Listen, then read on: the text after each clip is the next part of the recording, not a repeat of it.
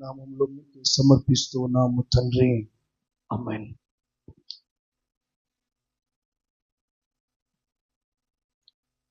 దేవుని యొక్క వాక్యమును మనం ధ్యానం చేద్దాం. ఆదికాండము 35వ అధ్యాయము. ఆదికాండము 35వ అధ్యాయము మొదటి 3 వచనాలు చదువుదాం. దేవుడు యాకోబుతో, నీవు లేచి బేతేలునకు వెళ్ళి అక్కడ నివసించి నీ సహోదరుడైన ఏశావు ఎదుట నుండి నీవు పారిపోయినప్పుడు నీకు కనబడిన దేవునికి అక్కడ బలిపీఠమును కట్టుమని చెప్పగా, యాకోబు తన ఇంటి వారితోనూ తన యొద్దనున్న వారందరితోనూ, మీ యొద్దనున్న అన్య దేవతలను పారవేసి మిమ్మును మీరు శుచిపరచుకొని మీ వస్త్రములను మార్చుకునుడు. మనము లేచి బేతేలునకు వెళ్ళుదము.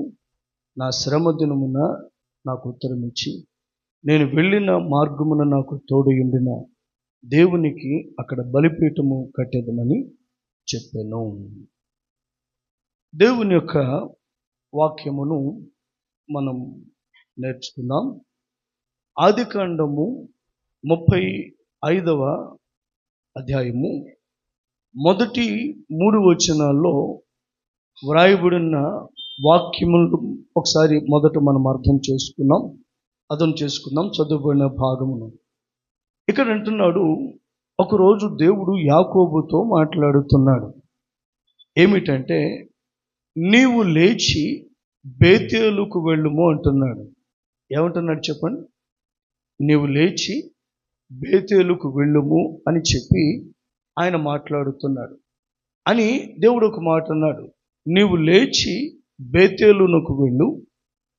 రెండవది, అక్కడ నివసించి నీ సహోదరుడైన ఏశావు ఎదుట నుండి నీవు పారిపోయినప్పుడు నీకు కనబడిన దేవునికి అక్కడ బలిపీఠము కట్టు అంటున్నాడు. నీవు లేచి బేతేలుకు వెళ్ళి అక్కడ నివసించి నీ సహోదరుడైన ఏశావు ఎదుట నుండి నీవు పారిపోయినప్పుడు నీకు కనబడిన దేవునికి అక్కడ బలిపీఠము కట్టు అని దేవుడు యాకోబుతో మాట్లాడుతున్నాడు. సో నువ్వు వెళ్ళబోయా, బేతేలుకు వెళ్ళు, అక్కడ నివసించు, అక్కడ నాకు బలిపీఠం కట్టు అని దేవుడు యాకోబుతో మాట్లాడుతున్నాడు. అప్పుడు యాకోబు తన ఇంటి వారందరినీ పిలిచి వారితో ఎలా మాట్లాడుతున్నాడు, ఏమంటున్నాడు? 2వ వచనంలో, యాకోబు తన ఇంటి వారితోనూ తన యొద్దనున్న వారందరితోనూ, మీ యొద్దనున్న అన్య దేవతలను పారవేసి మిమ్మును మీరు శుచిపరచుకొని మీ వస్త్రములను మార్చుకునుడి. ఆయన అంటున్నాడు, మీరు మీ యొద్దనున్న అన్య దేవతలను పారవేసి మిమ్మును మీరు శుచిపరుచుకుని మీ వస్త్రములను మార్చుకొనండి. మనము లేచి బేతేలునకు వెళ్ళుదము. నా శ్రమ దినమున నాకు ఉత్తరం ఇచ్చి నేను వెళ్ళిన మార్గమున నాకు తోడయుండున్న దేవునికి బలిపీఠం అక్కడ కట్టేదనని చెప్పాను. గమనించండి, దేవుడు అన్నాడు బలిపీఠం కట్టు అని మొదటి వచనములో. అంటే 2వ వచనంలో తన ఇంటి వారందరితో అంటున్నాడు, లేచి మీరు బట్టలు ఉదుక్కోనండి, శుద్ధిపరచుకోనండి, మీ దగ్గర ఉన్న అన్య దేవతలను పారవేసి గమనించండి, మీరు రండి, శుద్ధిపరచుకోనండి, మనం వెళ్ళి అక్కడ బలిపీఠం కడదాము అని చెప్తున్నాడు. మనం వెళ్ళి అక్కడ ఏం చేద్దాం చెప్పండి? బలిపీఠము కడదాము. సో ఇప్పుడు మనకు విషయం అర్థమైపోయింది. దేవుడు ఏమన్నాడు? నువ్వు బలిపీఠం కట్టు అన్నాడు. గమనించండి, వాక్యం మాట్లాడుతుంది 2వ వచనంలో, రండి మనం వెళ్ళి బలిపీఠం కడదామని తన ఇంటి వారితో యాకోబు మాట్లాడినట్లుగా బైబిల్ గ్రంథం మాట్లాడుతుంది. రైట్. ఈ రోజున దీని గురించి ఒక ఆధ్యాత్మిక పాఠాన్ని మనం నేర్చుకోవడానికి ప్రయత్నం చేద్దాం. దేవుడు బేతేలుకు వెళ్ళమంటున్నాడు. ఏం చేయమని చెప్పండి? బేతేలుకు వెళ్ళు. ఎందుకు బేతేలుకు వెళ్ళమంటున్నాడు? బేతేలులో ఏముంది? లేదా ఎందుకు బేతేలుకు వెళ్ళాలి?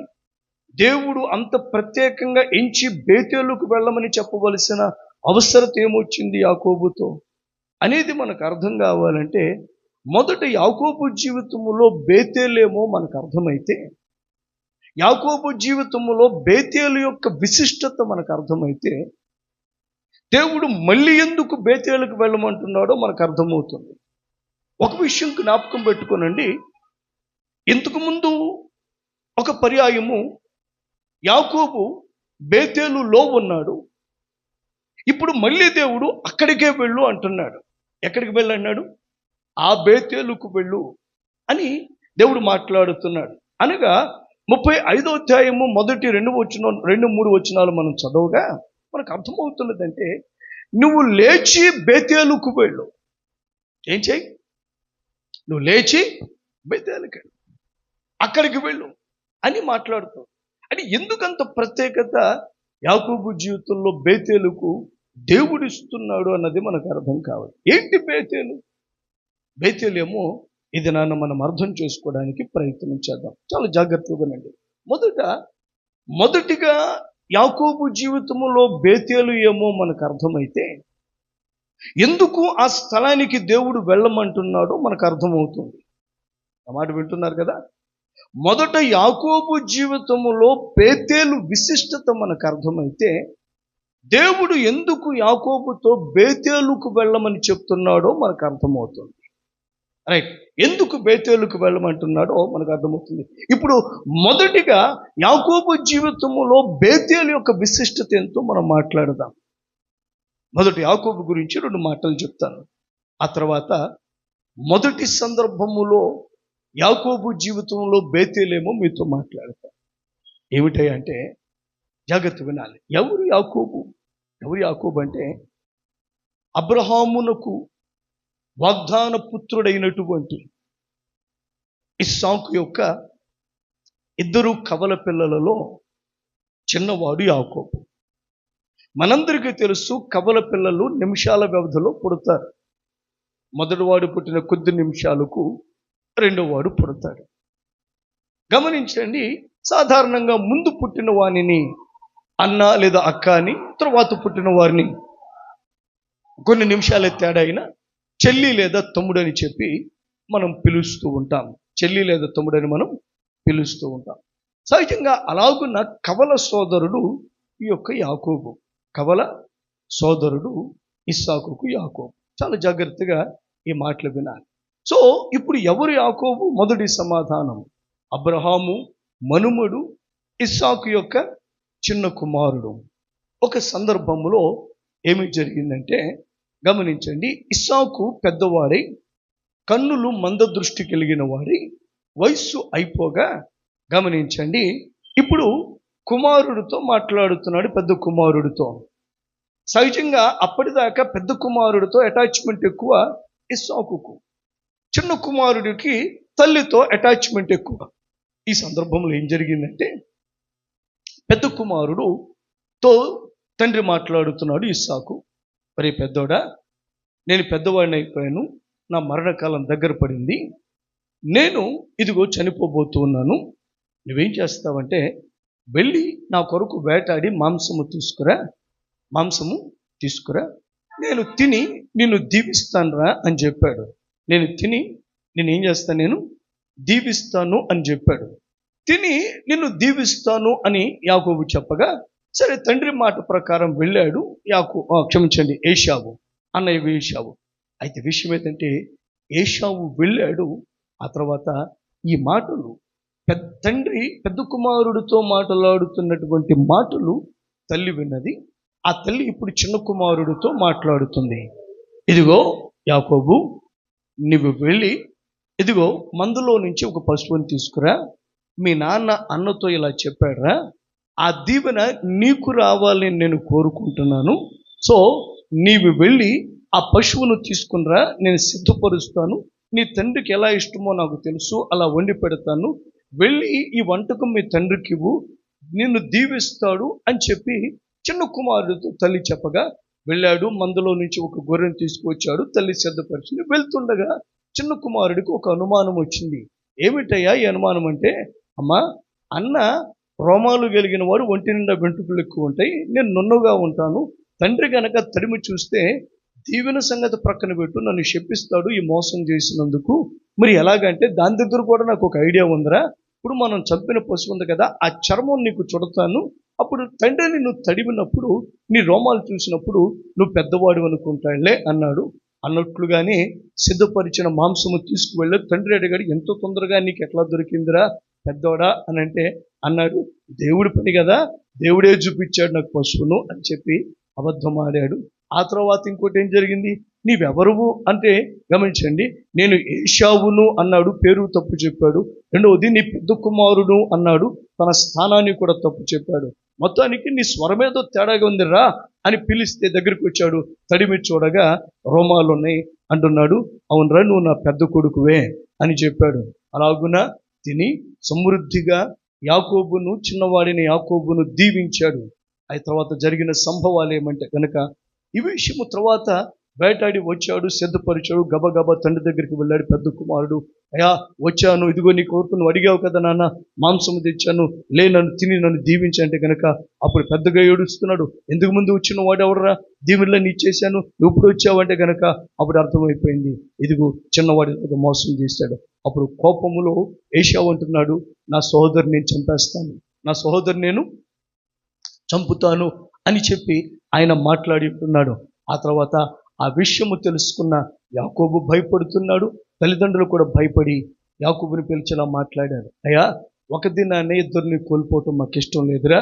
ఇప్పుడు ఏం చేస్తావంటే గనక నీవు ఇదిగో ఈ యాకోబు, ఈ కనాను, మనం ఇక్కడ నివాసం ఉన్నాం కదా, ఈ కనాను కుమార్తెలు పెళ్లి చేసుకోవడం నాకు ఇష్టం లేదురా. నీవు నీ మేనమామ ఇంటికి వెళ్ళి అక్కడ నీ మేనమామ, నీ తల్లి అన్నయోగు ఆ యొక్క మరి లాబాను యొక్క కుమార్తెల్లో ఒక ఆమెను వివాహము చేసుకో, నువ్వు ముందు అక్కడికి వెళ్ళిపో అని చెప్పి మరి తల్లి తండ్రి కలిసి యాకోబును పెండ్లి చేసుకున్న కొరకై, ముందు ఏషావు నుండి తప్పించుట కొరకై గమనించండి, యాకోబును తమ ఇంటి నుండి మేనమామ ఇంటికి, లాబాని ఇంటికి, పద్దనరాము అనే సిరియాలో ఉన్న ఆ ప్రాంతానికి యాకోబును పంపివేశారు. అలాగున ఏషావు చేతి నుండి తప్పించారు, ఏషావు చేతి నుండి యాకోబును విడిపించారు. పెండ్లి చేసుకున్నట్టు కొరకై మరి అక్కడ సిరియా పంపించారు యాకోబును. అయితే చాలా జాగ్రత్తగా ఉనండి. ఇప్పుడు యాకోబు పరిస్థితి ఒకసారి మనం మాట్లాడదాం. ఏంటి యాకోబు పరిస్థితి అంటే గనక గమనించండి, అన్న చంపుతాడు అన్న ప్రాణభయం ఉంది యాకోబుకు. ఏంటి చెప్పండి, అన్న చంపుతాడు అన్న ప్రాణభయం ఉన్నది. అందువల్ల అన్న దగ్గర నుండి పారిపోతున్నాడు. రెండవది ఇప్పుడు ఏమంటే గనక తాను చేసిన పొరపాటును బట్టి, మరి అబద్ధం ఆడిన తీరును బట్టి, ఒకటి అన్నకు దూరం అయిపోయాడు మాత్రమే కాదు, తల్లికి తండ్రికి దూరం అయిపోయాడు. ఇప్పుడు ఒంటరిగా ఉన్నాడు. ఒకటేమో ప్రాణభయము చేత భీతిల్లుతూ ఉన్నాడు, ప్రాణభయంతో బాధపడుతున్నాడు యాకోబు. రెండవది ఇప్పుడు కుటుంబము నుండి అకస్మాత్తుగా వేరుపరచబడిన వాడే. ముందే మనం మాటల్లో చెప్పుకున్నాం ఏమనంటే గనక యాకోబు తల్లితో అటాచ్మెంట్ ఎక్కువ, తల్లితో అటాచ్మెంట్ ఎక్కువ. అట్లాగే తండ్రి ప్రేమ లేదు, తండ్రి ప్రేమించడమే కాదు, సహజంగా కొంచెం ఎఫెక్షన్ ఎక్కువ చిన్నవాడు తల్లికి. అయితే విషయం ఏదంటే ఇప్పుడు అకస్మాత్తుగా అందరికీ దూరం అయిపోయాడు. ఆడుకున్న అన్నకు దూరం అయిపోయాడు, కనిపించిన తల్లిదండ్రులకు దూరం అయిపోయాడు, అక్కడున్న మందలకు దూరం అయిపోయాడు. మొత్తానికి ఏదేమైనా ఊహించని సంఘటన. ఆ ముందు రోజు రాత్రి అలా అనుకున్నాడో లేదో, అకస్మాత్తుగా నేను ఒంటరిని అయిపోతానని ఆ ముందు రోజును ఊహించాడో లేదో, ఇలా ఒకటి జరుగుతుంది నా జీవితంలో.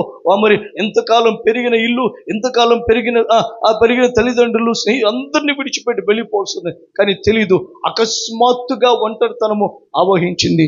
ఇప్పుడు ఆ ఒంటరితనములో తండ్రి చెప్పినట్లుగా పద్దనరాము వెళ్ళిపోతున్నాడు. ఇప్పుడు ది కండిషన్ ఆఫ్ జేకబ్, మరి యాకోబు యొక్క స్థితి ఏమంటే గనక అతడు ఒంటరి అయిపోయాడు అకస్మాత్తుగా. యాకోబు యొక్క స్థితి ఏమంటే గనక అన్న చేత ప్రాణ భయముతో ఉన్నాడు. ఇప్పుడు ఏమంటే గనక అతడు బేరేషబా నుండి అంటే అప్పటికి తన తల్లిదండ్రులు ఉన్న ఆ ప్రదేశము నుండి బయలుదేరి ఎక్కడికి వెళ్తూ ఉన్నాడంటే గనక తండ్రి చెప్పినట్లుగా సిరియాలో ఉన్న మేనమామ లాబాని ఇంటికి, బెతూయేలు కుమారుడైన లాబాని ఇంటికి, సిరియాలో ఉన్న ప్రాంతానికి యాకోబు వెళ్తూ ఉన్నాడు. వెళ్తూ ఉన్నప్పుడు ఒక చోట చేరి ప్రొద్దు గుంకినందున అతడు అక్కడున్న రాత్రిలో ఒకదాన్ని తలగడగ చేసుకుని ఆ రాత్రి అక్కడ పరున్నాడు. అది గబగబా మాట్లాడుతుంది. యాకోబు గమనించండి, పారిపోతున్నప్పుడు ఆ యొక్క స్థలము పరిస్థితి ఏంటంటే అది ఒక దట్టమైన అరణ్యము. అదేం చెప్పండి, దట్టమైన అరణ్యము, జనసంచారము లేని ఒక ప్రాంతము. ఇంకా ఆ రాత్రి అక్కడ ఉండిపోవలసి వచ్చింది యాకోబు. ఆ మాటలు చదువుదాం.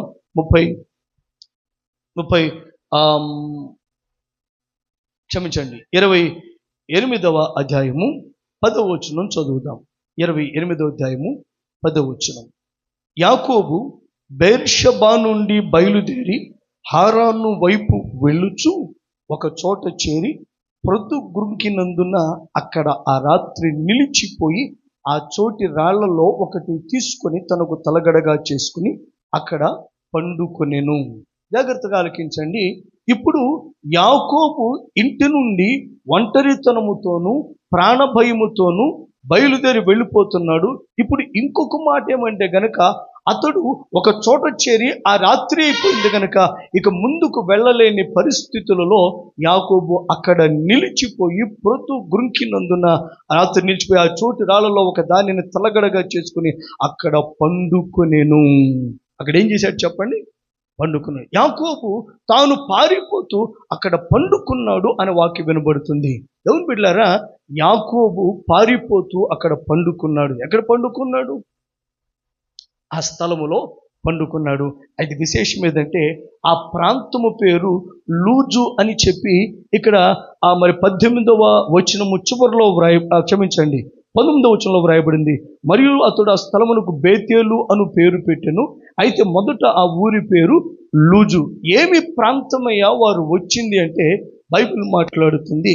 అది గమనించండి. అదిగో ఆ ప్రాంతము పేరంట లూజు అంట. చెప్పండి, ఏ ప్రాంతం అంట? అది గట్టిగా చెప్పండి.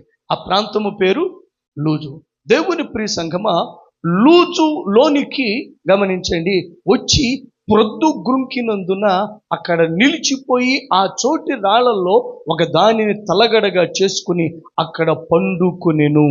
దేవుని ప్రియ సంఘమా, లూజుకు వచ్చాడు. ముందుకు వెళ్ళలేని పరిస్థితుల్లో ఆ రాత్రి అక్కడ నిలిచిపోయాడు యాకోబు అని చెప్పి వాక్యం. ఇది ఎప్పుడు జరుగుతున్న సంఘటన?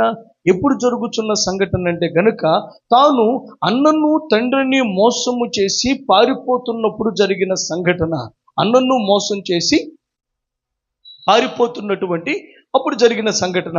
అతడు తండ్రి చెప్పగా పద్దనరాము పారిపోతున్నాడు. జరిగినప్పుడు జరిగింది ఏమంటే అతడు లూజునకు వచ్చి ఆగాడు. అక్కడ పొద్దుకుంకినందున ఒక రాయి తలగడగా చేసుకుని పండుకున్నాడు. ఇప్పుడు ఈ విషయంలో మనకు యాకోబు ఉన్న సందర్భాన్ని ధ్యానించటము అత్యవసరము, చాలా ప్రధానము. మొదటి మీతో మాట్లాడుతున్నాను. మొదటిది అన్నను బట్టి ప్రాణభయం. చెప్పండి, దేన్ని బట్టి ప్రాణభయం? అన్నను బట్టి. బహుశా నేను అనుకుంటున్నాను వేగంగా నడిచి ఉంటాడు. ఏం చెప్పండి, అన్న వేటగాడు, దూరము నుండి అయినా మరి విసిరి గమనించిన బాణము వేగల సమర్థుడు, చంపుతానని శపథం చేశాడు. వేడి మీద ఉన్నాడు. ఏడు కొన్నిసార్లు అంటాం, ఇప్పుడు ఎలమాకరా వేడి మీద ఉన్నాడు అంటారు. అంటే మంచి ఆవేశం మీద ఉన్నాడు. దేవుని బిడ్డలారా, ఎంత వేగంగా నడిచి ఉంటాడో యాకోబు. ఎందుకంటే ప్రాణభయంతో పారిపోతున్నాడు. రెండవది ఒంటరి అయిపోయి ఉన్నాడు యాకోబు యొక్క స్థితిలో. మూడవది, ఒకటి ప్రాణభయము, రెండవది ఒంటరితనము, మూడవది తానున్న ఆ స్థలములో అది అరణ్యము కాబట్టి క్రూర జంతువులు, దొంగలు లాంటి భయాలు ఉంటాయి. ఆ దినాల పరిస్థితులు బట్టి మనం ఆలోచన చేస్తే. దేవుని ప్రియ సంఘమా, ఇప్పుడు నేనంటున్నాను, ఇలాంటి క్లిష్టమైన పరిస్థితుల్లో యాకోబు పట్టి నిద్రపోతున్నాడనే చెప్పాలి. అయితే గత వారం ఈ మాటలు మీతో చెప్పాను. యాకోబుని గురించి మాట్లాడుతూ ఇదిగో ఆ లూజునకు వచ్చి పారిపోతున్న తరుణములో అక్కడ ఆగిన తర్వాత ఆ రాత్రి తలగడగా చేసుకుని రాత్రిని పండుకున్నాడు.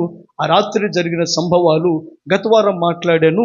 మరొక పర్యాయం మీకు జ్ఞాపకం చేస్తాను. ఏమి జరిగిందంటే చాలా జాగ్రత్తగా వినాలి. యాకోబు జీవితాన్ని మలుపు తిప్పిన సంఘటన ఈ సంఘటన. యాకోబు జీవితము ఇక్కడ మలుపు తిరిగింది. యాకోబు జీవితము ఇక్కడి నుంచి ఒక టర్న్ తీసుకుంది.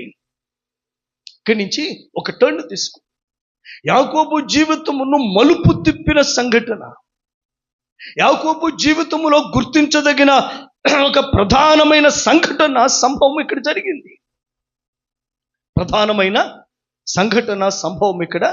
జరిగింది. ఎక్కడ? ఈ యొక్క లూజు దగ్గర. ఏం జరిగిందో గత వారం మాట్లాడాను. అదే విషయాలు మీకు జ్ఞాపకం చేస్తాను అవసరాన్ని బట్టి. ఎందుకంటే ఈరోజు నా జాగ్రత్త వినాలి. మనము ఏ భాగాన్ని మాట్లాడుతున్నామంటే ఆదికాండము 35వ అధ్యాయములో దేవుడు యాకోబుతో మాట్లాడుతున్నాడు. ఇదిగో ఆ బేతేలు ఉందే, నీ శ్రమ దినమున నీతో మాట్లాడానే, నీవు యోషువ ఎదుట నుండి పారిపోతున్నప్పుడు నేను నిన్ను దర్శించానే, ఆ బేతేలునకు మళ్ళీ వెళ్ళు అని చెప్పి దేవుడు మాట్లాడుతున్నాడు. అంటే తాను ఒకప్పుడు ఉండి బలపరచబడిన ఆ బేతేలునకు మళ్ళీ వెళ్ళమంటున్నాడు దేవుడు. ఇప్పుడు ఏం మాట్లాడుతున్నామంటే దేవుడు 35వ అధ్యాయంలో యాకోబు అనే తన భక్తుని బేతేలునకు వెళ్ళమని చెప్పగా ఎందుకు దేవుడు మరి ఒక పర్యాయము బేతేలును జ్ఞాపకం చేస్తున్నాడు, ఎందుకు బేతేలునకు వెళ్ళమంటున్నాడు అన్నది మనకు అర్థం కావటం కోసం మొదట బేతేలులో ఏం జరిగిందో, మొదట బేతేలు యొక్క విశిష్టత ఏమో యాకోబు జీవితంలో మనకు అర్థమైతే రెండవసారి ఎందుకు దేవుడు బేతేలుకు వెళ్ళమంటున్నాడో మనకు అర్థమవుతుంది. అందువల్ల ఇప్పుడు మనం చేస్తున్న పని ఏమంటే గనక మొదటి పర్యాయము బేతేలు అనేది యాకోబు జీవితంలో చాలా విశిష్టమైన సంగతి. యాకోబు జీవితము మలుపు తిరిగిన సందర్భము బేతేలు సంఘటన. యాకోబు జీవితములో ఒక గుర్తించదగినది, అది ఏ పాటి గుర్తించదగినదో, ఎందుకు జ్ఞాపకం ఉంచుకోవలసిందో, ఎందుకు విశిష్టమైనదో, ఎందుకు మాన్యమేంటో తన జీవితంలో మీతో మాట్లాడుతున్నాను. దేవుని బిడ్డలారా, ఎందుకు బేతేలు ప్రత్యేకమైందో, మొదట బేతేలు దగ్గర ఏం జరిగిందో మీతో మాట్లాడుతాను. మీరు జాగ్రత్తగా ఏమిటయ్యా బేతేలు దగ్గర జరిగిందంటే మీరు జాగ్రత్త. ఆ రాత్రి అక్కడికి వచ్చాడు యాకోబు. ఒక కండిషన్ మాట్లాడడం. ఈ 3 మాటలు మీరు చెప్పండి. ఏంటా పరిస్థితులు? 1 ప్రాణభయం. చెప్పండి అందరూ. ఏంటిదంట?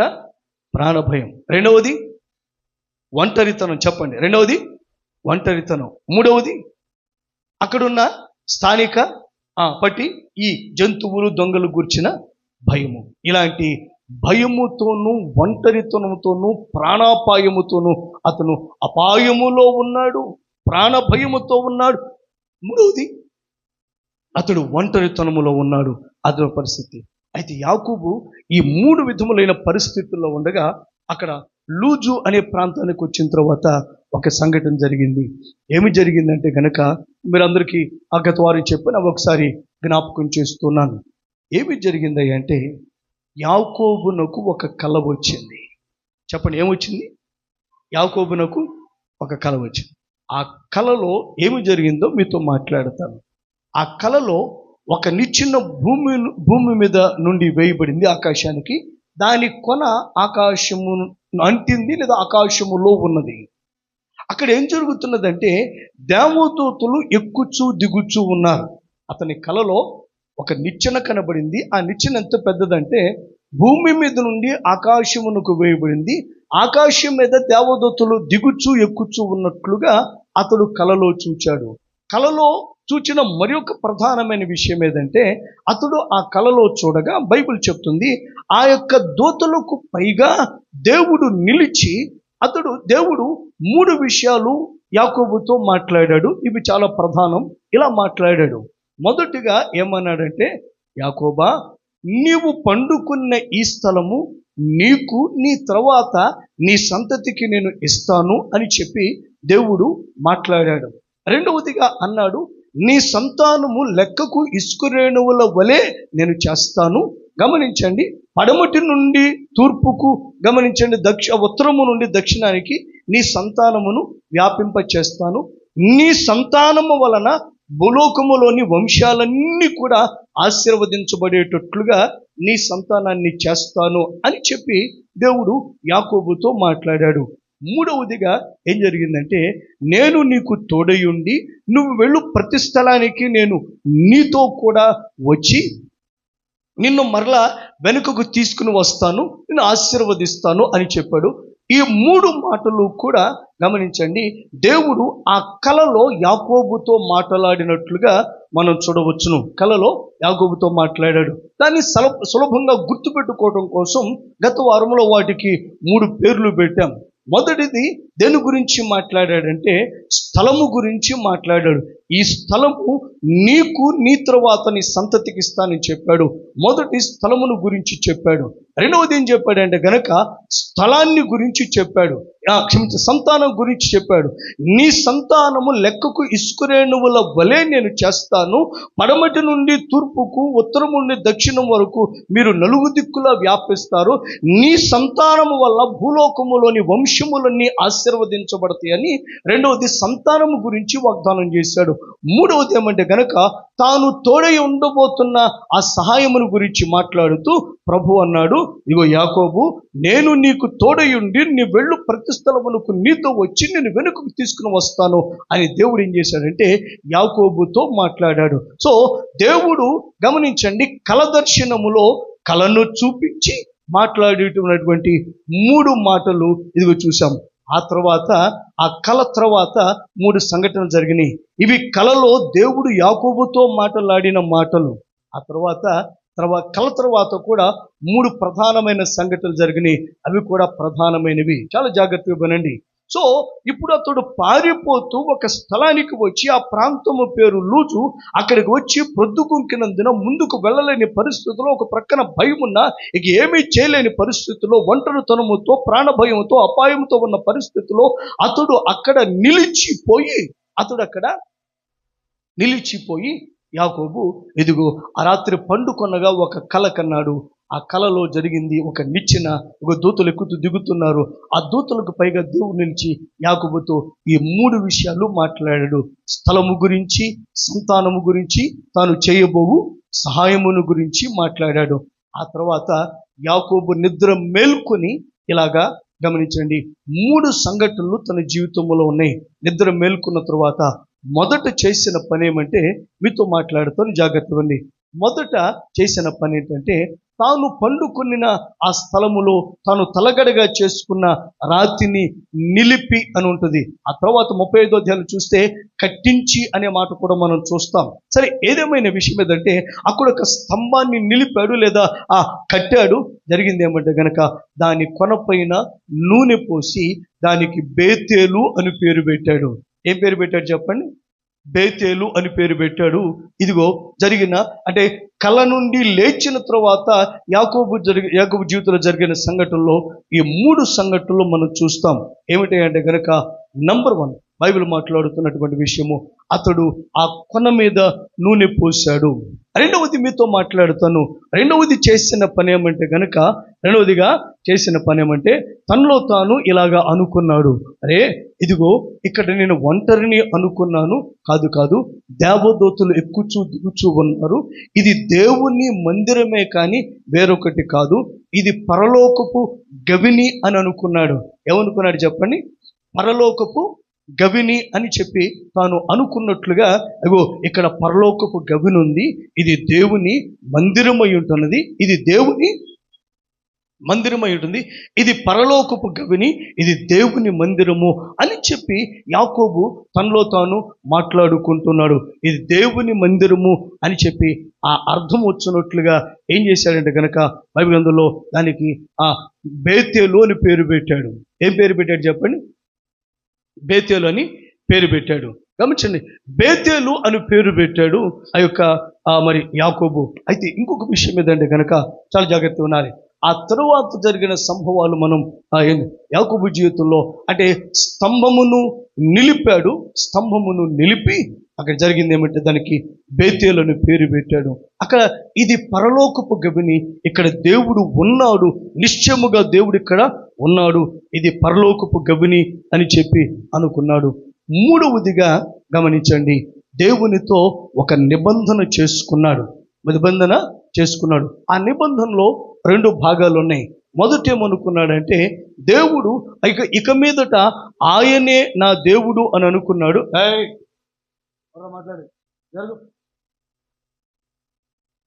ఇక మీదట నీవే నా దేవుడువు అని చెప్పి యాకోబు దేవునితో మాట్లాడాడు. ఆ తర్వాత ఏం జరిగిందంటే, నీవు నాకిచ్చు యావత్తులో నేనేం చేస్తానంటే 10వ భాగము 10వ వంతు నీకు ఇస్తాను అని చెప్పి యాకోబు దేవుడితో మాట్లాడాడు. ఒకసారి మీరు విషయాలు ఆ సీక్వెన్స్ ఒకసారి మీకు జ్ఞాపకం ఉండడానికి మీ చేత చెప్పిస్తాను. సో ఇప్పుడు కలలో దేవుడు మాట్లాడినటువంటి మాటలు ఒకసారి మీతో చెప్పండి. మొదటి దేని గురించి మాట్లాడాడు చెప్పండి? స్థలము. ఈ స్థలాన్ని నీకు ఇస్తాను, నీ తర్వాత నీ సంతతికి ఇస్తాను అన్నాడు. రెండో దేని గురించి మాట్లాడాడు? సంతానం గురించి మాట్లాడాడు.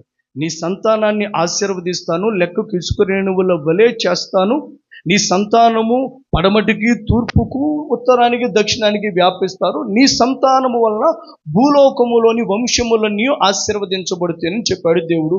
రెండో సంతానం. మూడో దేని గురించి చెప్పాడు? తను తోడయుండబోతున్న దాని గురించి మాట్లాడుతూ ఏమన్నాడు? నేను నీకు తోడయుండి నీతో ప్రతి స్థలానికి వచ్చి నేను వెనక్కి తీసుకొస్తాను, నీకు తోడయుంటాను, నేను విడిచిపెట్టను అని చెప్పి దేవుడు చెప్పాడు. ఇవి దేవుడు కలలో యాకోబుతో మాట్లాడిన మాటలు.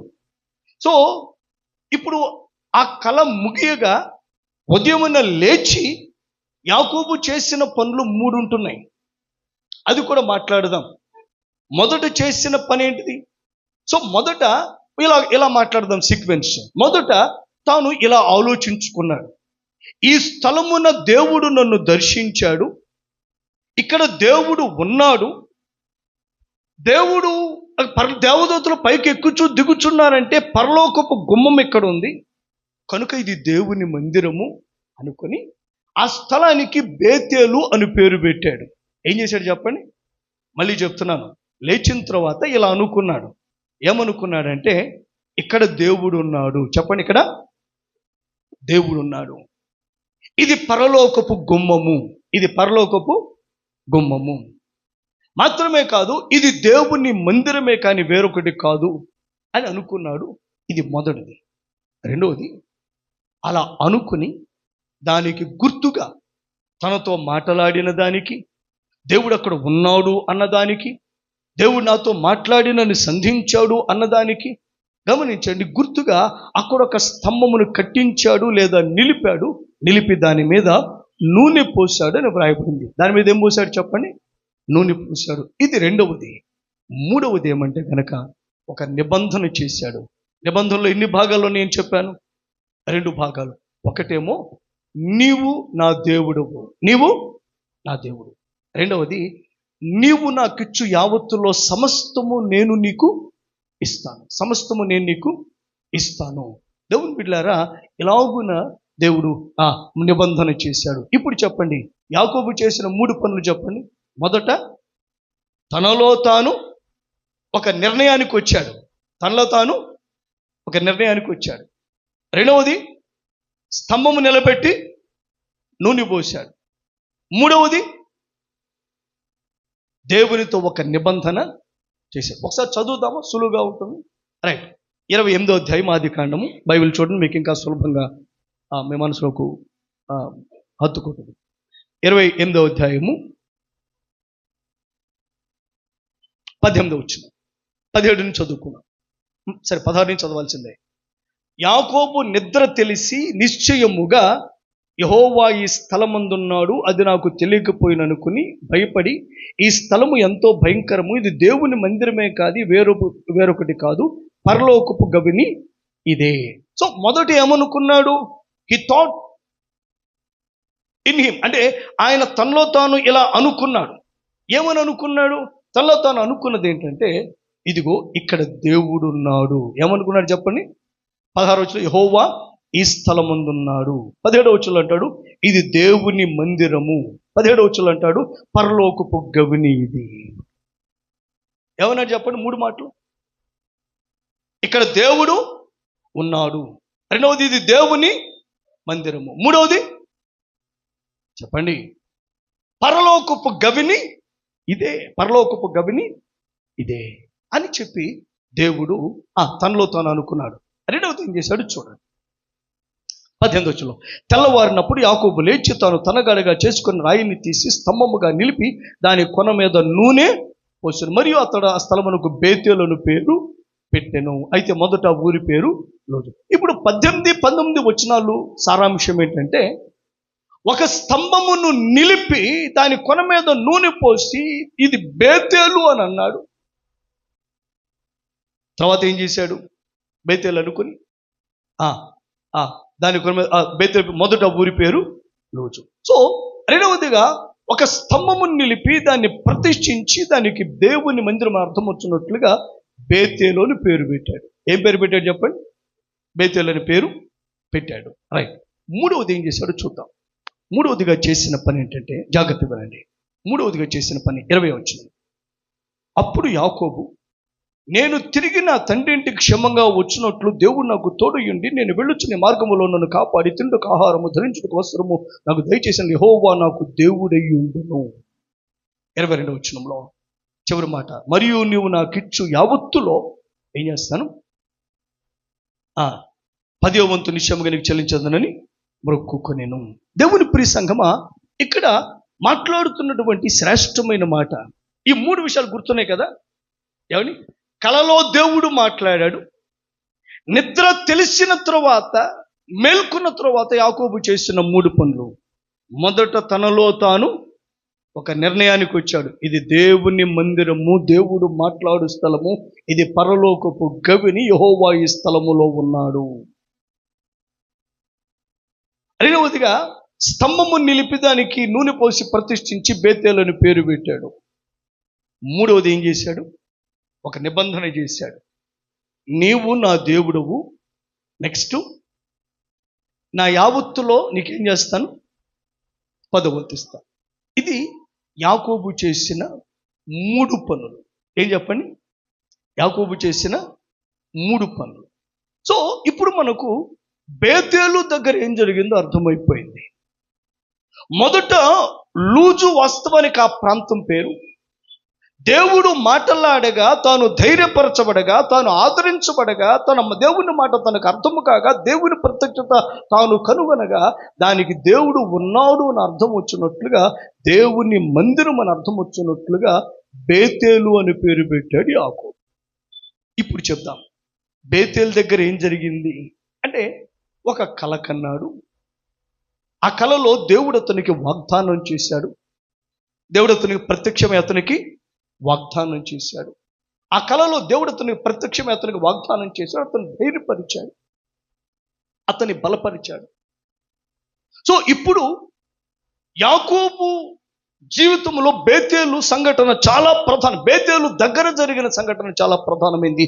బేతేలు కూడా చాలా ప్రధానమైంది. ఇప్పుడు బేతేలు జరిగిన సంఘటనలో యాకోబు బలపరచబడ్డాడు. దేవుడు తను ప్రత్యక్షమయ్యాడు. దేవుడు తనకు వాగ్దానం చేశాడు. యాకోబు కూడా దేవునితో నీతో ఉంటానయ్యా, నీవే నా దేవుడు ఒక నిబంధన చేసుకున్నాడు. ఈ విధంగా దేవునికి యాకోబుకు మధ్య ఒక అనుబంధం ఏర్పడిన స్థలము, యాకోబు ధైర్యపరచబడిన స్థలము, యాకోబు ఆదరించబడిన స్థలము. అందుకే మొదట ఆ మాటలు మీతో ఎత్తి మాట్లాడాను. ఏమని? ఎందుకు, ఏం జరిగింది బేతేలు దగ్గర అంటే, బేతేలు దగ్గర ఉన్నప్పుడు యాకోబు కండిషన్ ఏంటంటే, అతడు ఒంటరిగా ఉన్నాడు, అన్న వలన ప్రాణభయంతో ఉన్నాడు, తాను నిలిచిన ప్రాంతంలో గమనించండి ఆ పరిస్థితులు బట్టి భయముతో ఉన్నాడు. ఈ 3 సంఘటనలో అతడు ఉంటుండగా దేవుడు అతన్ని దర్శించి అతనికి ప్రత్యక్షమై అతనితో మాట్లాడి దేవుడు అతన్ని బలపరిచి ఈ రీతిగా చేశాడు. ఎవరిని చెప్పండి? ఎవరిని? యాకోబుని. దేవుడు అలాగా చేశాడు. దేవుడు యాకోబుని అలాగా చేశాడు. దేవుని బిడ్డలారా, దేవుడు యాకోబుని అలాగున చేశాడు. ఇప్పుడు ఇది ఎప్పుడు జరిగిన సంఘటన అంటే, యాకోబు పారిపోతున్నప్పుడు జరిగిన సంఘటన. ఎప్పుడు సంఘటన? ఇప్పుడు చెప్తాను, క్లుప్తంగా జాగ్రత్తగా. యాకోబు పారిపోయాడు. మామయ్య గారింటి దగ్గర 20 సంవత్సరాలు ఉన్నాడు. 20 సంవత్సరాల్లో జరిగిన ప్రధానమైన సంఘటనలు ఏంటంటే, ఇద్దరిని పెండ్లి చేసుకున్నాడు. 12 మంది బిడ్డలను కన్నాడు. 12 మంది బిడ్డలను కన్నాడు. ఆస్తిని సంపాదించాడు. ఎంత ఆస్తి అంటే మామ బావమరుదులు కూడా అసూయపడేటువంటి ఆస్తులు సంపాదించాడు. ఇక ఒక రోజున దేవుడు చెప్పాడు, 20 సంవత్సరాలు అయిన తర్వాత, 2 పెళ్లి చేసుకున్న తర్వాత, 12 మంది బిడ్డలు కలిగిన తర్వాత, ఆస్తి సంపాదించిన తర్వాత, వారు కూడా సక్రమంగా యాకోబుతో ప్రవర్తించకపోవట అనే సంఘటనలు జరుగుతున్న తర్వాత దేవుడు ఒక రోజున యాకోబుతో అన్నాడు, యాకోబు నువ్వు లేచి నీ తండ్రి ఇంటికి వెళ్ళిపో అన్నాడు. ఏమన్నాడు చెప్పండి? నీ తండ్రి ఇంటికి వెళ్ళిపో అన్నాడు. ఒకసారి ఈ మాటలు చూద్దాం. 31వ అధ్యాయము, ఆదికాండము 31వ అధ్యాయము 3వ వచనం. 31:3. అప్పుడు యెహోవా, నీ పితరుల దేశములో నీ బంధువుల యొద్దకు తిరిగి వెళ్ళుము, నేను నీకు తోడై ఉండదనని యాకోబుతో చెప్పగా. ఇప్పుడు 20 సంవత్సరాల తర్వాత ఏం జరిగిందయ్యా అంటే దేవుడు యాకోబుతో మాట్లాడాడు. చెప్పండి, జరిగింది ఏంటిది? దేవుడు యాకోబుతో మాట్లాడాడు. 20 సంవత్సరాల తర్వాత జరిగింది ఏంటంటే దేవుడు యాకోబుతో మాట్లాడాడు. నీవు నీ దేశానికి వెళ్ళిపో అన్నాడు. నీవు నీ దేశానికి వెళ్ళి. యాకోబు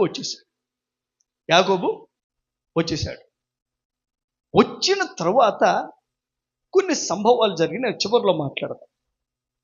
ఇప్పుడు వచ్చిన తర్వాత యాకోబుతో దేవుడు ఒక రోజు మాట్లాడుతున్నాడు. ఇప్పుడు మళ్ళా రండి 35వ అధ్యాయానికి. మొదటి 3 వచనాలు. 35వ అధ్యాయం మొదటి 3 వచనాలు చదవండి ఎవరైనా దగ్గరగా.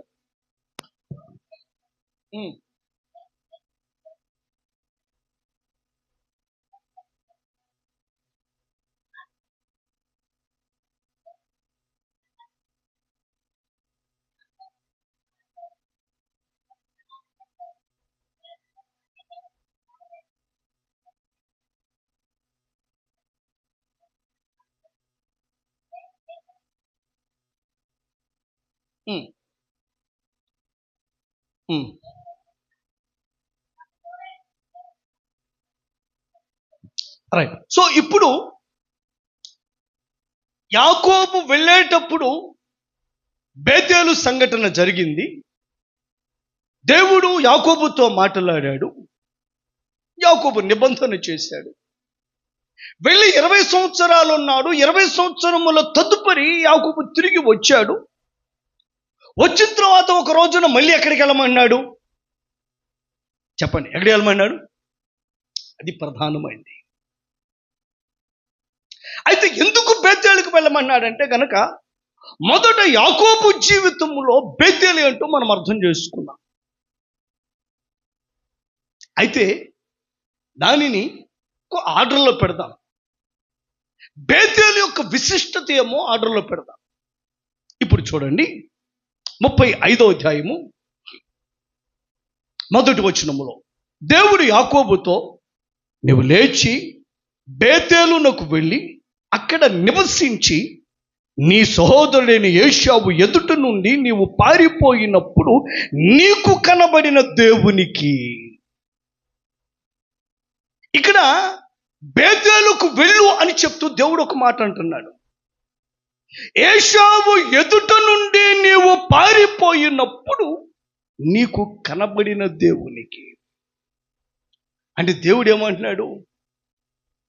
యాకోబు, నీవు ఈ బేతేలు ఏంటి ఎందుకు వెళ్ళాలంటే ఏశావు ఎదుట నుండి నువ్వు పారిపోయినప్పుడు నువ్వు కనబడ్డానే అని బేతేలు దగ్గర జరిగిందని జ్ఞాపకం చేస్తున్నాడు. ఏంటి దాని అర్థం? యాకోబు ఎదుట నుండి పారిపోవటం అంటే అర్థం ఏంటిది? జాగ్రత్తగా వినాలి. ఏంటయ్యా దాని అర్థం అంటే ఏశావు ఎదుట నుండి పారిపోతున్నావు అంటే నీవు ఒంటరివై ఉన్నప్పుడు నీకు కనబడ్డాను. స్తోత్రం చెప్పండి.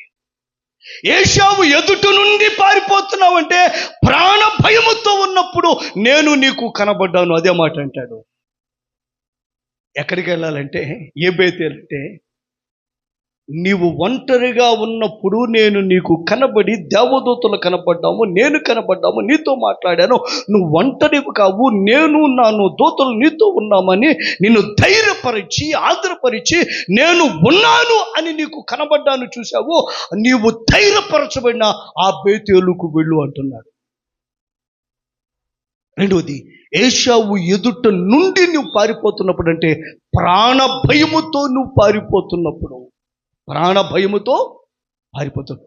నీవు గమనించండి, అన్న ఎక్కడ వస్తాడో చంపుతాడో అని చెప్పి తల్లిదండ్రుల మాటను బట్టి నువ్వు వేగంగా పారిపోతున్నప్పుడు నేను నీకు కనబడ్డానే, నేను దర్శించానే, నీకు భయము లేదులే, నేను నీకు తోడై ఉంటాను, నువ్వు వెళ్ళు, ప్రతి స్థలమును నీతో వస్తాను, మళ్ళీ వెనక్కి తీసుకుని వస్తాను, నేను నీకు తోడుగా ఉన్నాను అని చెప్పి నేను ధైర్యపరిచానే. ఆ బేతేలుకు వెళ్ళు.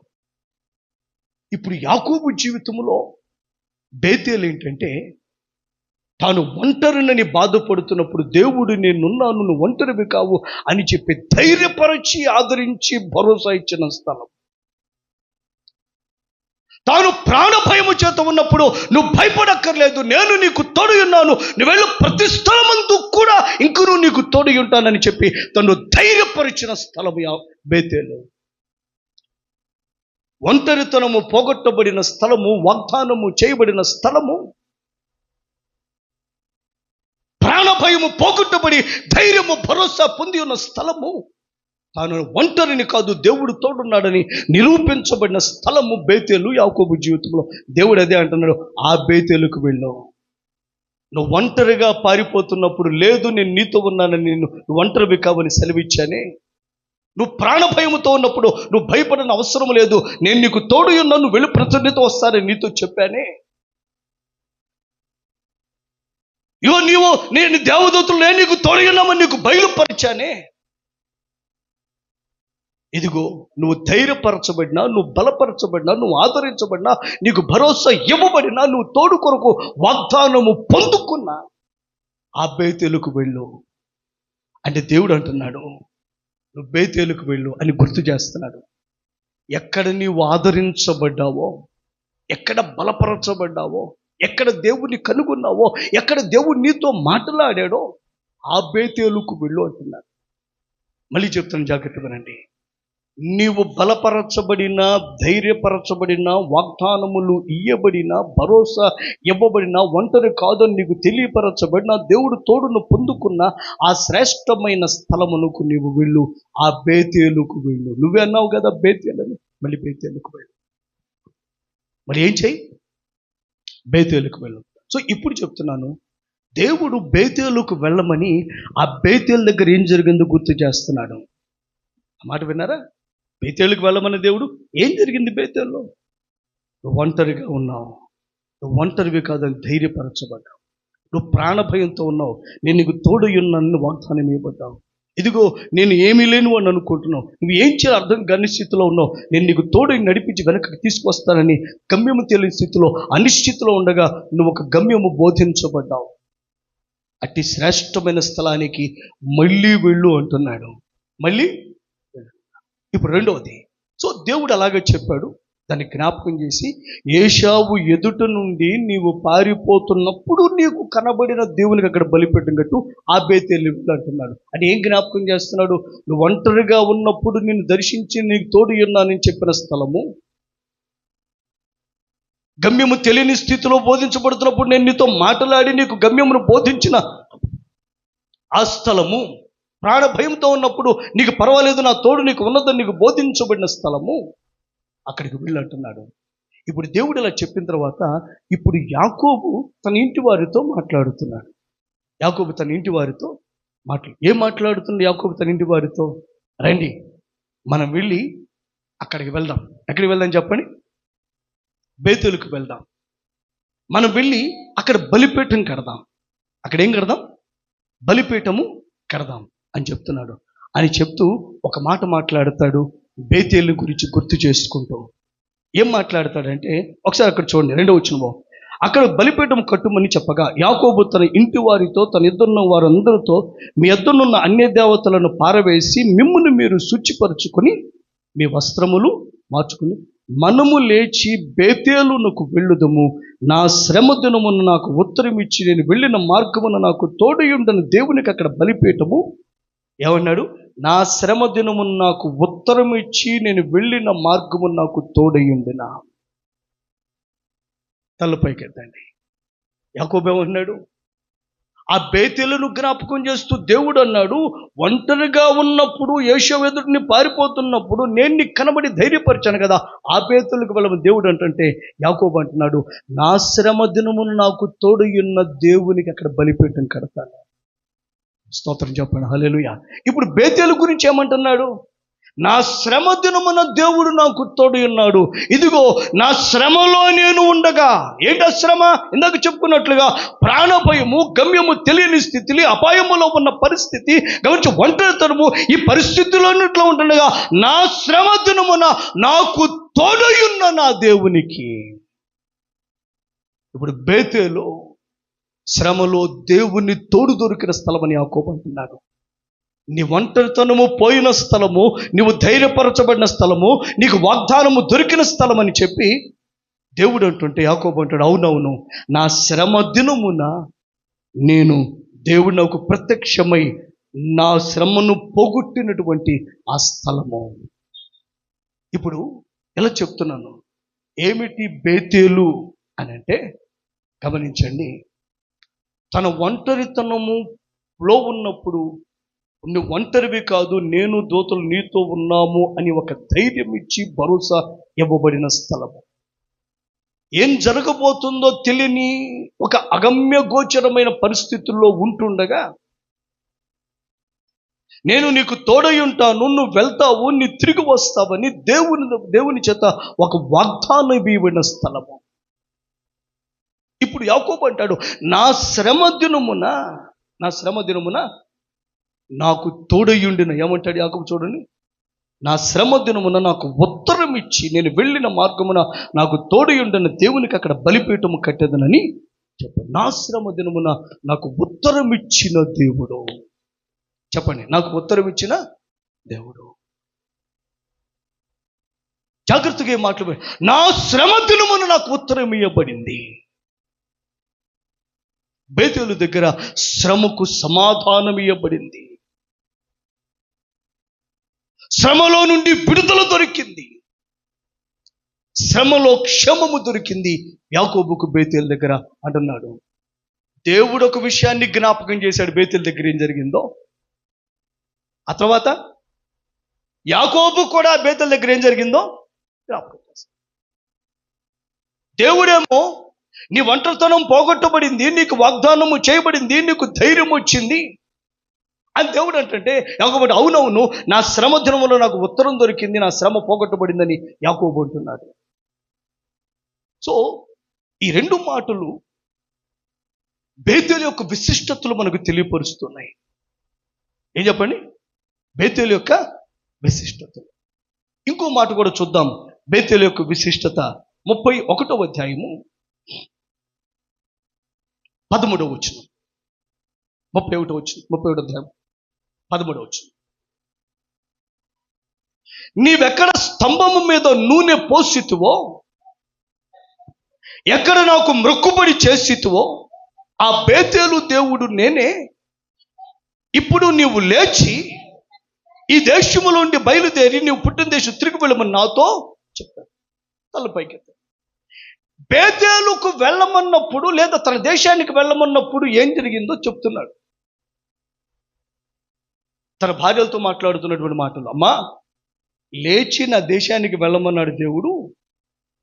ఆ చెప్తూ ఇలా అన్నాడు నాతో, నువ్వు ఎక్కడ మ్రొక్కుబడి చేశావో చూడండి. ఏమంటాడు? నువ్వెక్కడ స్తంభం మీద నూనె పోసి ఎక్కడ నాకు మ్రొక్కుబడి చేసివో ఆ బేతేలు దేవుడు నేనే. నువ్వు లేచి దేశంలో నుండి బయలుదేరిపోయాడు. ఇప్పుడు బేతేలు విశిష్టత ఏమంటే కనుక, ఎక్కడ నీవు నాతో మ్రొక్కుబడి చేసావో అక్కడికి వెళ్ళు. ఎక్కడ మ్రొక్కుబడి చేసావు అక్కడికి. ఏమిటి యాకోబు జీవితంలో బేతేలు విశిష్టత అంటే, దేవునితో మ్రొక్కుబడి చేసిన స్థలం. ఏం చెప్పండి? దేవునితో ఒక నిబంధన చేసుకున్నది. లేదా దేవునితో తన జీవితాన్ని కట్టుకున్న స్థలం. దేవునితో తన జీవితాన్ని కట్టుకున్న. సో బేతేలు దగ్గర ఏం జరిగిందో ఈ 3 సంఘటనలు 3 మాటలు మాట్లాడుతున్నాయి. చాలా జాగ్రత్తగా వినాలి. ఏం జరిగింది? బేతేలు దగ్గర ఏం జరిగిందంటే, నంబర్ 1, ఏశావు ఎదుట నుండి నీవు పారిపోతున్నప్పుడు నీకు కనబడ్డాను. అంటే దేవుడు ఇలా అంటున్నాడు, నీవు ఒంటరివై ఉన్నప్పుడు, నీవు పారిపోతున్నప్పుడు నేను నీకు తోడయ్యుండి నీతో మాట్లాడి, నీవు ఒంటరివి కావు, నేను నీతో ఉన్నాను అని దేవుడు చెప్పి అతన్ని ధైర్యపరిచి బలపరిచాను అని దేవుడు చెప్పినట్లుగా దేవుడు మాట్లాడుతున్నాడు. బేతేలు దగ్గర యాకోబు ధైర్యపరచబడ్డాడు, బలపరచబడ్డాడు, వాగ్దానం ఇయ్యబడ్డాడు. యాకోబు అంటాడు, ఇదిగో నా శ్రమ దినమున నాకు తోడయుండి నాకు ఉత్తరం ఇచ్చిన ఆ బేతేలుకు వెళ్దాం. అంటే యాకోబు అంటాడు, నా శ్రమ పోగొట్టబడింది, నేను అపాయములో ఉన్నాను అని అనుకుంటూ ఉంటుండగా నా అపాయము తొలగించబడి నా శ్రమ దినము నాకు ఉత్తరము సమాధానం ఇచ్చాడు, వాగ్దానము చేశాడు, వెళ్ళవలసిన మార్గమును గమ్యమును నాకు బోధించాడు బేతేలు దగ్గర. 3వది, ఆ బేతేలు దగ్గర నేను దేవునితో మొక్కుబడి చేసుకున్నాను. ఏం చేశాను చెప్పండి? దేవునితో ఒక మొక్కుబడి చేసుకున్నాను. ఇప్పుడు ఈ 3 ఒక దగ్గర పెడదాం. ఏ 3? యాకోబు జీవితంలో బేతేలు దగ్గర జరిగిన సంఘటనలు, బేతేలు దగ్గర దేవుడు అతనికి చేసిన సంఘటనలు. మొట్టమొదటిది ఏంటిదంట? ఒంటరితనం పోగొట్టబడింది, వాగ్దానము ఇవ్వబడింది, ధైర్యపరచబడి ఒక భరోసా దొరికింది. 2వది, నా శ్రమ దినము నాకు ఉత్తరం ఇచ్చాడు. అంటే నాకు సమాధానం ఇచ్చాడు. నేను ఎక్కడికి వెళ్ళాలో, ఎలా రావాలో, తిరిగి ఏమవుతుందో నా జీవితంలో, నా శ్రమ దినము పోగొట్టబడి నేను నడవలసిన మార్గము నాకు బోధించబడి నాకు ఒక తోడు దొరికి నా శ్రమ దినం పోగొట్టబడింది బేతేలు దగ్గర. ఇప్పుడు బేతేలును గుర్తు చేసుకుంటూ దేవుడు ఒకటి జ్ఞాపకం చేశాడు, యాకోబు తనకు తానుగా ఇంకోటి జ్ఞాపకం చేసుకుంటున్నాడు. దేవుడు 31వ అధ్యాయం ఇంకోటి చెప్పాడు, నువ్వు అక్కడ నిబంధన కూడా చేసావు కదా, అక్కడికి వెళ్ళని దేవుడు చెప్తున్నా, తన భార్యలతో చెప్తున్నాడు. యాకోబు దగ్గర ఈ 3 జరిగినాయి. ఇప్పుడు దేవుడు అన్నాడు, ఇది జరిగిన తర్వాత 20 సంవత్సరాల తర్వాత దేవుడు అన్నాడు, నువ్వు మళ్ళీ బేతేలుకి వెళ్ళమన్నాడు. ఏమన్నాడు చెప్పండి? గట్టిగా చెప్పాలి, మళ్ళీ బేతేలుకు. సో ఇప్పుడు ఎందుకు మళ్ళీ బేతేలుకు వెళ్ళమన్నాడు అర్థం కావాలంటే ఇంకొక 2 విషయాలు మన మనసులో తెచ్చుకోవాలి. ఆ 2 మీతో మాట్లాడతాను. ఒకటి, ఒకసారి రండి, 32వ అధ్యాయము 11వ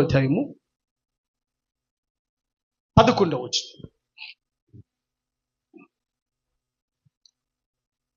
నా సహోదరుడైన ఏశావు చేతి నుండి దయచేసి నన్ను తప్పించుము, అతడు వచ్చి పిల్లలతో తల్లిని నన్ను చంపునేమో అని అతనికి భయపడుచున్నాను. తల్లుల పైకెత్తండి. తిరిగి వస్తున్నప్పుడు జరిగిన సంఘటన ఎక్కడి నుండి? మామగారి ఇంటి నుండి 20 సంవత్సరాల తర్వాత తిరిగి వస్తున్నప్పుడు జరిగిన సంఘటన ఏంటంటే 11వ వచనం చివరి మాట, నేను భయపడుతున్నాను అంటున్నాడు. ఏం చెప్పండి? నేనేం చేస్తున్నాను? ఎందుకు భయపడుతున్నాడు? ఆ మాట కూడా చెప్పాడు, అన్నకు భయపడుతున్నాను అన్నాడు. ఏమన్నాడు చెప్పండి గట్టిగా? నన్ను చంపునేమో అని అతనికి భయపడుతున్నాను.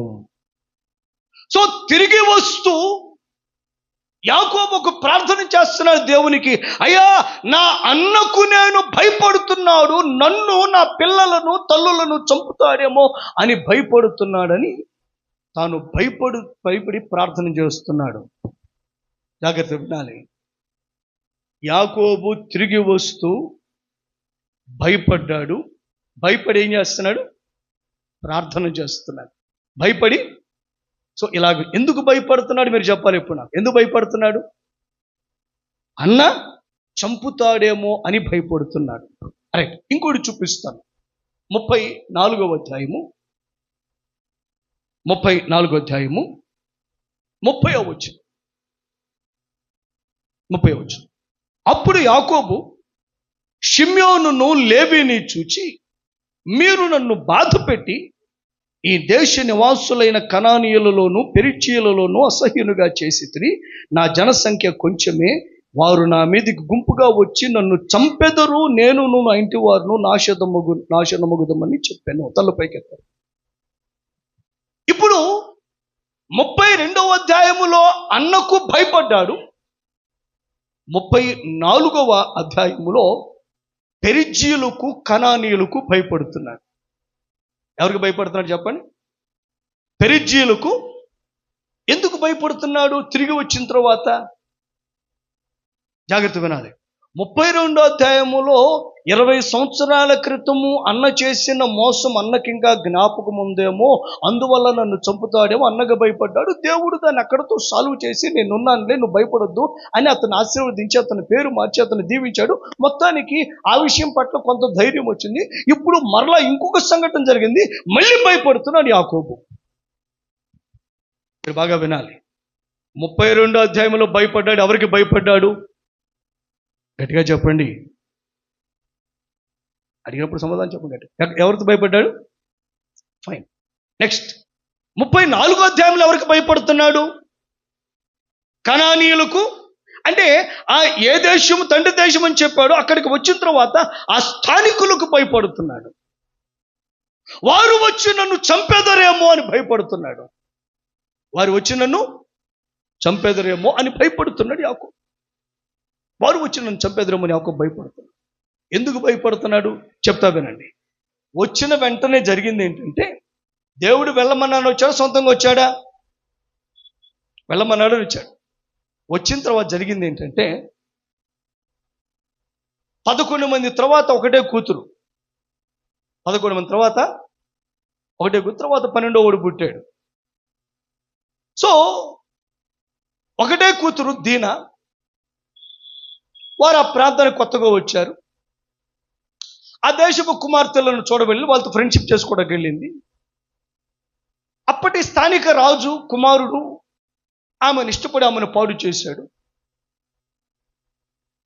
యాకోబు కొడుకులు మందలం మేపుతూ ఉండగా వాళ్ళు పిలిపించాడు. అరే, మీ చెల్లికి ఇట్లా జరిగిందిరా అన్నాడు. నాన్నతో చెప్పలేదు, కానీ వాళ్ళల్లో వాడు మాట్లాడుకుని కపటము చేత ఆ రాజకుమారుణ్ణి అక్కడున్న వాళ్ళందరినీ చంపేశారు. ఎవరు? అన్నలు, చెల్లిలు. ఇప్పుడు యాకోబు మళ్ళీ భయపడుతున్నాడు.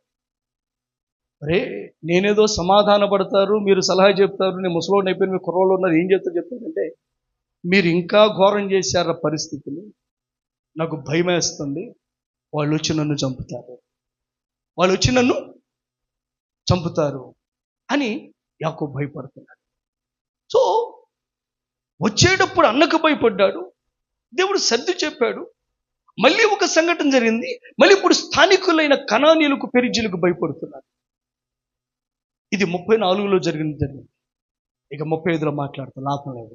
నువ్వు బేతేలికి ఏమన్నాడు చెప్పండి? నువ్వేం చేయాలి? బేతేలికి వెళ్ళి. ఎందుకంటున్నాడు? తాను భయముతో ఉండగా ప్రభు మాట్లాడుతున్నాడు. యాకోబు, నువ్వు మర్చిపోయావా? నీ జీవితంలో నువ్వు ఒంటరిగా ఉన్నాను అని అనుకుంటున్నప్పుడు, ఎక్కడికి వెళ్ళాలో ఏం చేయాలో అసలు గమ్యమే తెలియని అనిశ్చితిలో నీ ఉన్నప్పుడు, ప్రాణ భయము చేత ఉన్నప్పుడు నిన్ను ధైర్యపరిచి, నీ ఒంటరితనమును పోగొట్టి, నీతో మాట్లాడి, నిన్ను ఆదరించి, నీకు భరోసా ఇచ్చి నిన్ను నడిపించలేదా? మళ్ళీ ఆ బేతేలుకి గుర్తు తెచ్చుకో. ఇవన్నీ ఎలా తోడయ్యా. ఇప్పుడు యాకోబు అంటున్నాడు, అయ్యా నాకు భయం వేస్తుందంటే అంటున్నాడు, నీ శ్రమ దినమున నీకు ఉత్తరం ఇచ్చి, నీకు వాగ్దానములు చేసి, నిన్ను ధైర్యపరిచి నీతో మాట్లాడలేదా? ఆ బేతేలుకు వెళ్ళావు. ఇప్పుడు మూడవది, నువ్వు నాతో నిబంధన చేసావుగా, నేను నీ దేవుడును, నేను నీకు దశమ భాగం ఇస్తానని చెప్పావు కదా, ఇగో ఆ నిబంధన చేసుకున్న స్థలానికి వెళ్ళు. ఒకసారి అవన్నీ గుర్తు తెచ్చుకో. ఒకప్పుడు నువ్వు భయములో ఉన్నప్పుడు, నువ్వు ఒప్పుడు ఒంటరి ఉన్నప్పుడు, ఒకప్పుడు అపాయములో ఉన్నప్పుడు, ఒకప్పుడు నువ్వు ఏమీ లేదన్నప్పుడు, గమ్యం తెలియనప్పుడు ఎలా నిన్ను ఆదరించి, నీకు ప్రత్యక్షమయ్యి, నీకు కనబడి, నీకు ఉత్తరం ఇచ్చి నేను నీతో మాట్లాడి నువ్వు నాతో నిబంధన చేసి ఈ సంభాషణ జరిగింది, దానికి నువ్వే పేరు పెట్టావు బేతేలని. ఆ బేతేలకు వెళ్ళు, ఇవన్నీ జ్ఞాపకం తెచ్చుకో. స్తోత్రం చెప్పండి, హల్లెలూయా. ఇప్పుడు దేవుడు ఏం మాట్లాడుతున్నాడయ్యా ఎవరితో? యాకోబుతో. అంటే యాకోబు భయపడుతున్నప్పుడు, యాకోబా ఒకప్పుడు ఇదే పరిస్థితులు, ఎందుకంటే దారుణమైన పరిస్థితులప్పుడు నీతో మాట్లాడాను, నీకు ఉత్తరం ఇచ్చాను, నిన్ను ధైర్యపరిచాను, నీ ఒంటరితనాన్ని పోగొట్టాను, నేను నీతో మాట్లాడాను, నువ్వు నాతో నిబంధన చేసావు, ఇవన్నీ మర్చిపోయి మళ్ళీ భయపడుతున్నావు. అందుకని 34వ అధ్యాయం చివరిలో భయపడినప్పుడు 35లో దేవుడు అన్నాడు, బేతేలుకు వెళ్ళి ముందు బలిపీఠం కట్టు. స్తోత్రం చెప్పండి, హల్లెలూయా. అని బేతేలుకి అర్థం ఏంటి? ఎందుకు మాట్లాడుతున్నాడు? ఆ ఊరి పేరేంటి చెప్పండి? ఆ ఊరి పేరేంటిది? లూజు. కానీ ఈయనేం పేరు పెట్టాడు అక్కడ ఆ లూజులో? బేతేలకి. ఇప్పుడు దేవుడు అంటాడు, నువ్వు కదయ్యా దేవుడి మందిరం ఉంది, నేను నీకు కనపడ్డానని. మరి మర్చిపోయావా దేవుడి మందిరం? ఎక్కడ నీ ఒంటరితనం పోగొట్టబడిందో, ఎక్కడ నీ ప్రాణభయం పోగొట్టబడిందో, ఎక్కడ నీకు గమ్యము బోధించబడిందో, ఎక్కడ నీకు వాగ్దానం చేయబడిందో, ఎక్కడ నీ జీవితానికి ఒక దారి కనపరచబడిందో, ఆ స్థలం ఇంకా ఉన్నది. దానికి అప్పుడు బేతేలు అన్నావు, ఇప్పుడు మర్చిపోయావు. మళ్ళీ బేతేలుకు వెళ్ళి బలిపీఠం కట్టు. బేతేలుకు వెళ్ళి ఏం చేయి? బలిపీఠం. నేను ముగిస్తున్నాను, చాలా జాగ్రత్తగా ఈ మాటలు వినాలి. ఏమంటే కనుక దేవుడు 35 అధ్యాయులు ఏం చేస్తున్నాడంటే యాకోబుకు బేతేలు జ్ఞాపకం చేస్తున్నాడు. ఏం చేస్తున్నాడు చెప్పండి? ఏమండి? అరే వాళ్ళిద్దరిని చూడరా, ఒకటి ఇటు కూర్చో, చాలా డిస్టర్బెన్స్ ఉంది. ఇట్రా ఈ పక్కన కూర్చో,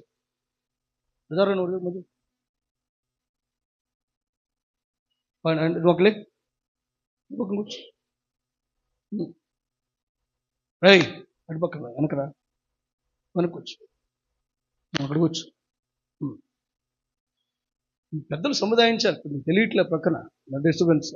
బాగా తెలియదని ఎన్నిసార్లు చెప్తాను, చిన్నపిల్లలకి ఏం తెలియదు, నేర్పాలి మనం అని.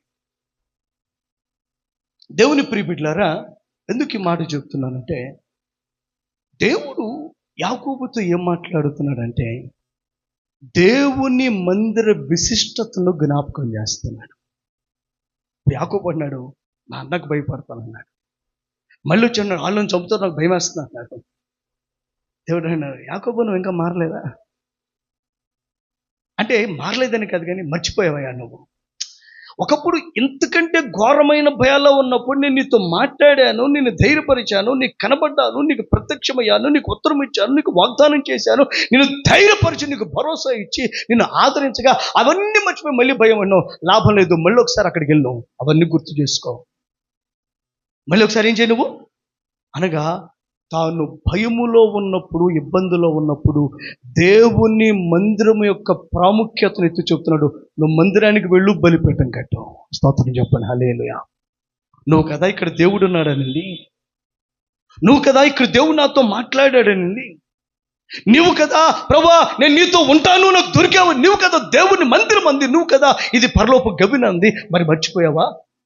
నీ భయములో ఉన్న ఇబ్బందులో ఉన్నావు. అయితే నువ్వు గుర్తుపెట్టుకోవాల్సింది, నీ భయములో ఇబ్బందులలో దేవుని మందిరాన్ని గుర్తుపెట్టుకుని మళ్ళీ బేతేలుకు వెళ్ళి బలిపీఠం కట్టుకో, అన్నీ సద్దుమణుగుతాయి.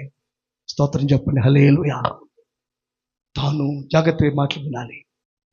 దేవుడు యాకోబు భయములో ఉన్నప్పుడు దేవుని మందిర విశిష్టతను జ్ఞాపకం చేస్తున్నాడు. యాకోబు ఆయన గుర్తు చేసుకో. ఒకప్పుడు ఆదరించబడ్డావు కదా,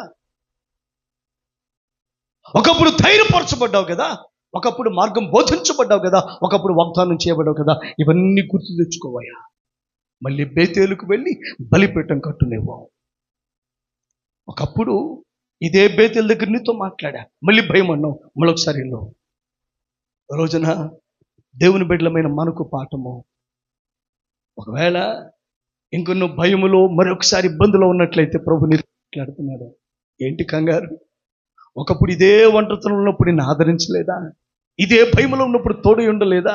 ఇదే ఇబ్బందుల్లో నిన్ను ఆదుకోలేదా? నిన్ను ధైర్యపరిచి బలపరచలేదా? ఒకప్పుడు ఇదే పరిస్థితుల్లో నీతో మాట్లాడి నీ జీవితాన్ని కట్టలేదా? మళ్ళీ ఎందుకు భయపడుతున్నావు? మళ్ళీ నీవన్నావే ఒకప్పుడు పలానా దేవుని దగ్గర పలానా దేవుడు మాట్లాడగా పలానా దేవుని స్థలంలో ఆదరించబడ్డాని, మళ్ళీ ఆ దేవుని దగ్గరకు మళ్ళా ఆ యొక్క రూట్స్లోకి వెళ్ళు, మరలా ఆ పునాదుల దగ్గరికి వెళ్ళు. ప్రభు అన్నాడు, మళ్ళీ ఒకసారి అవన్నీ జ్ఞాపకం చేసుకో, మళ్ళీ బేతేలుకు వెళ్ళి మళ్ళీ ఒకసారి ఆ బలిపీఠం కట్టుకో, మళ్ళీ నీకు అన్నీ వచ్చేస్తాయి. తాను భయములో ఉన్నప్పుడు దేవుని మందిర విశిష్టతను జ్ఞాపకం చేస్తున్నాడు. ఎక్కడ బలపడ్డాడో దాని జ్ఞాపకం, ఎలా ఆదరించబడ్డాడో అన్నీ చూపులు కలిగి.